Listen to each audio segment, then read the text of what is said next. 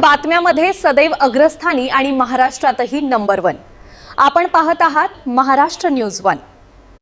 मूर्तिजापूर बसस्थानकावर चाकू हल्ला, तरुण जखमी, आरोपीविरुद्ध गुन्हा दाखल। मूर्तिजापूर येथील बसस्थानक परिसरात जुन्या वादातून एका तरुणावर चाकूने हल्ला झाल्याची धक्कादायक घटना 10 एप्रिल रोजी दुपारी 3:50 सुमारास घडली आहे। या प्रकरणी मूर्तिजापूर शहर पोलीस ठाण्यात आरोपीविरुद्ध गुन्हा दाखल करण्यात आला आहे।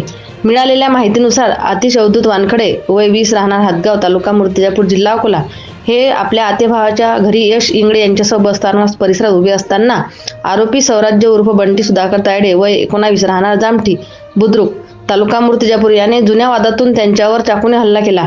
या हल्ल्यात आतिश वानखडे यांच्या उजव्या छातीवर वार लागून ते जखमी झाले। जखमी अवस्थेत त्यांना तातडीने उपचारासाठी रुग्णालयात हलविण्यात आले।